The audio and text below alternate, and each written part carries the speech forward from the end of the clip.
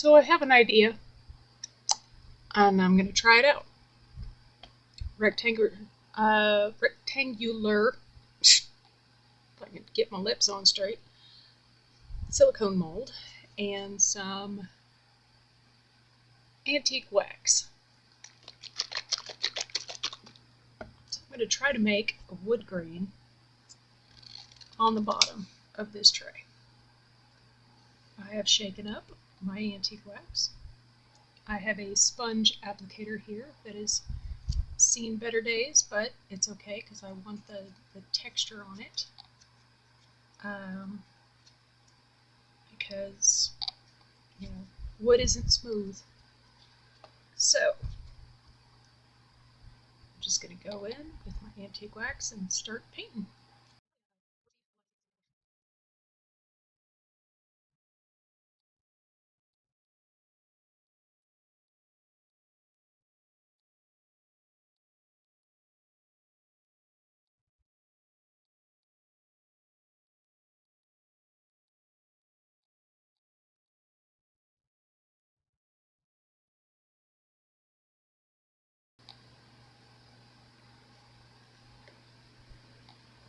Okay, so you'll notice that it's pulling away from the silicone, and that's a good thing.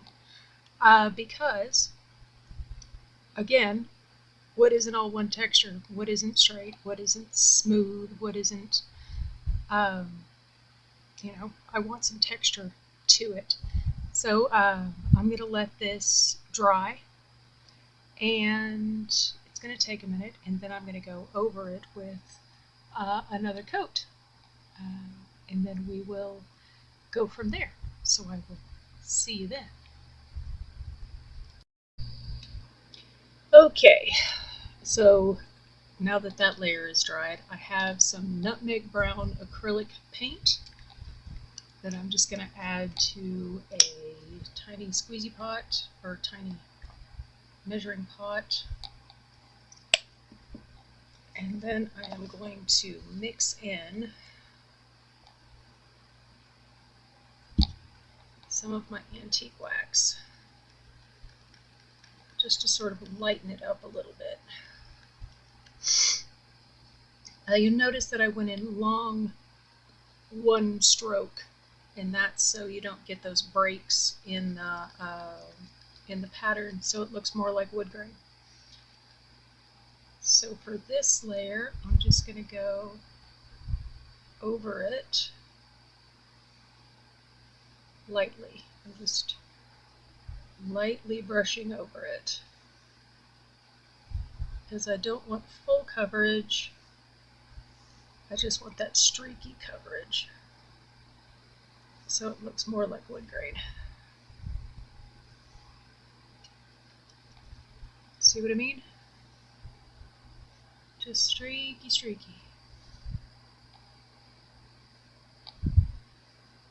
Again, long, smooth strokes.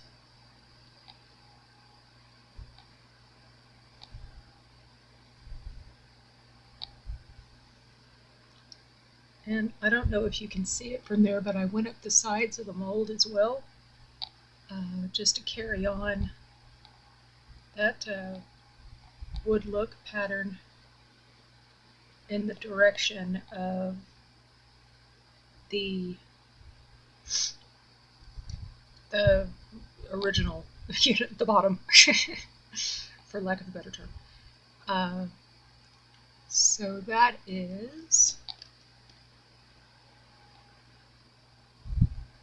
what I'm going to do there, and you'll more coverage in some places, less coverage in others, and that is what you want for a wood grain pattern.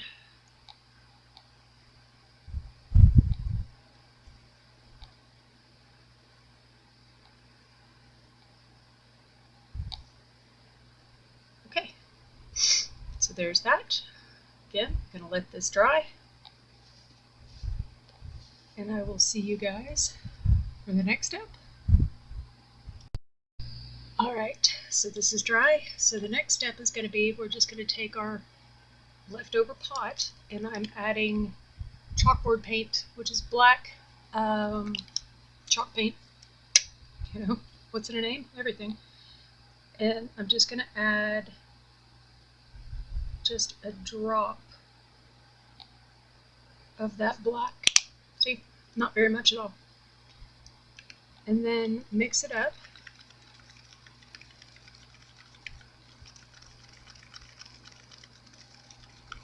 We'll get a really deep brown, almost grayish brown color. And if it's too dark, you can add more brown. You know, it's up to you, totally.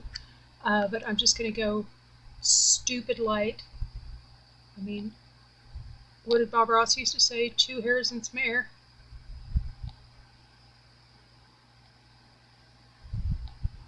And what this is going to do is just add a little bit of darker dimension to the bottom or to the wood grain.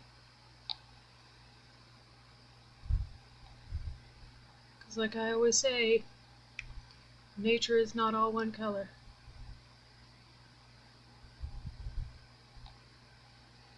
Nothing in the universe is all one color. Not even you. If it were all one color, it would be a really boring ass place.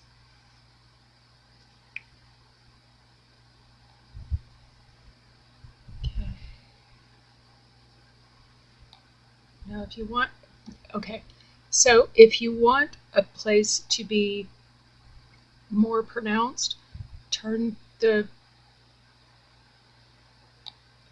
whatever this thing is, foam brush on its side, and you can make darker, more pronounced lines. See that?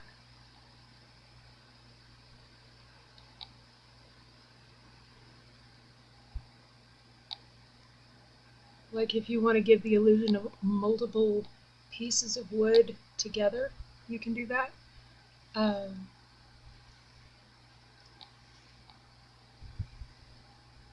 So I'm just going to brush those out a little bit just to make it not quite so stark. And then again, going around my edges just to add a little bit of that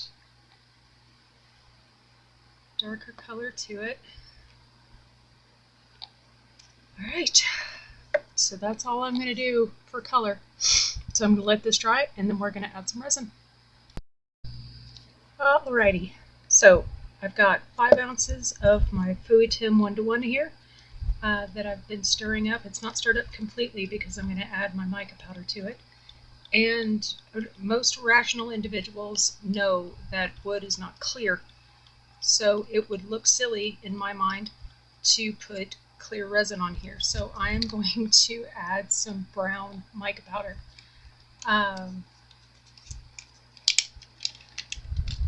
So let me go ahead and get my little scoopy spoonie. And I'm going to add a pretty big scoop to my mica powder and see how that looks. Just get that mixed in.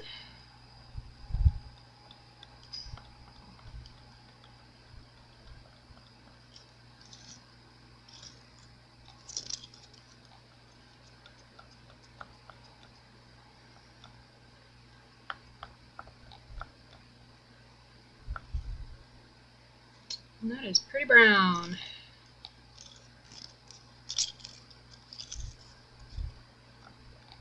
So I think that is plenty. Plenty of mica powder.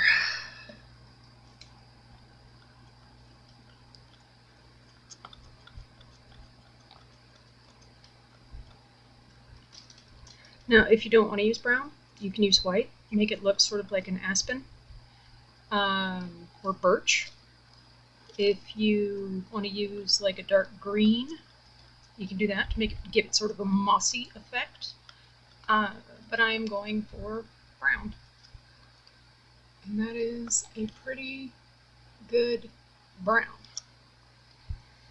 So, let's go ahead and get this poured in. Again, this is 5 ounces.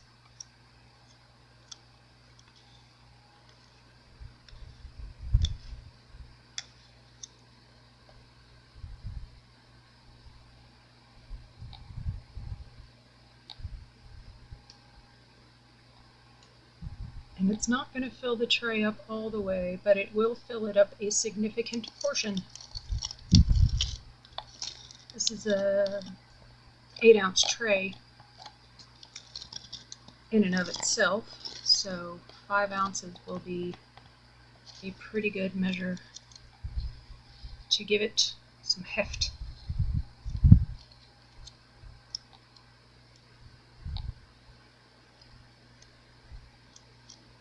Alright, so that takes it about 3/4 of the way up the mold. So I'm going to go ahead and spray.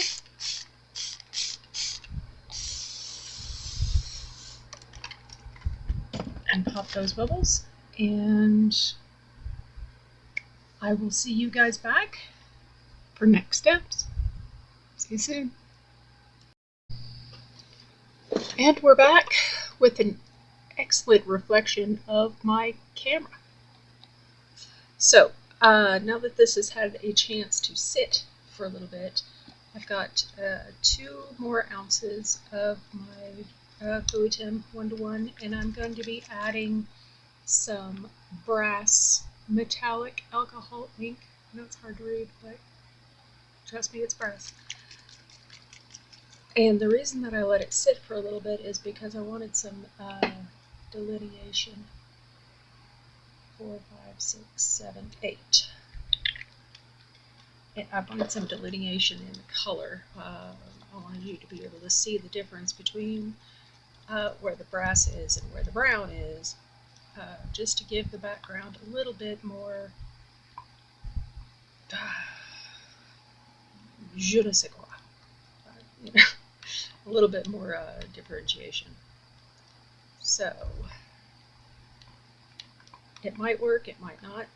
Sometimes it does, sometimes it doesn't. It depends on how the resin feels. So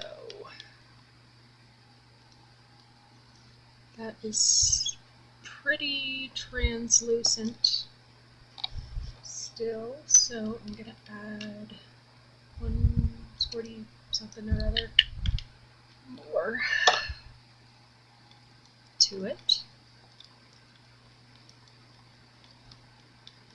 You know, originally this project was going to be, I was going to use a piece of wood grain contact paper, and then I was like, you know what?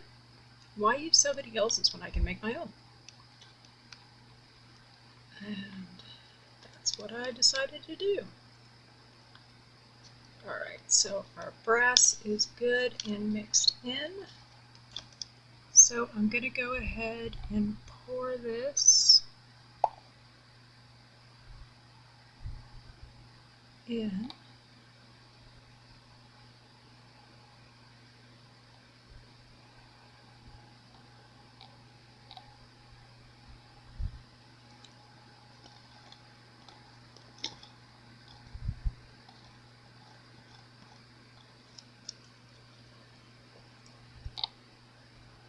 And then just go through. Do not touch the bottom. You do not want to dislodge any of your paint. So I'm just going through with some long lines. Long lines. Okay. Spray it with some alcohol.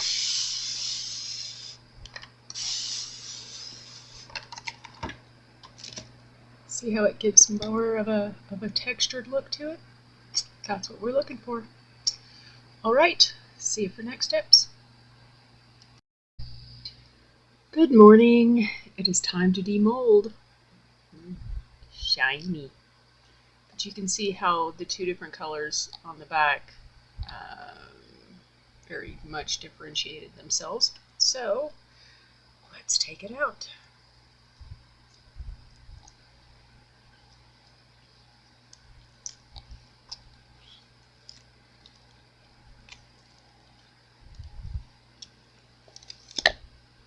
can see all the paint came up, except for the areas that I didn't get it covered with the resin.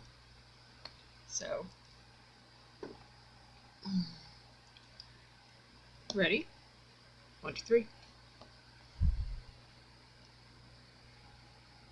Look at that.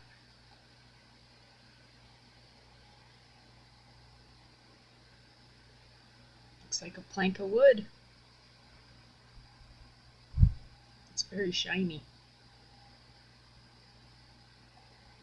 Let's see here. I'm going to adjust my light a little bit so you can see it a little bit better.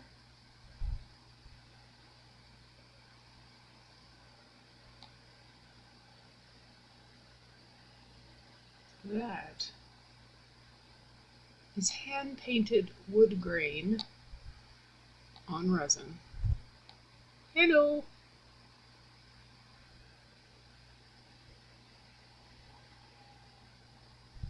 So what do you guys think? It's pretty cool, isn't it? So you can make wood out of resin. Oh. Let me know what you think. And as soon as this focuses, there it goes. Let me know what you think down in the comments. And yeah, thank you guys so much for being here. I really appreciate it. And I hope to see you again in the next one. Take care, guys. Cheers.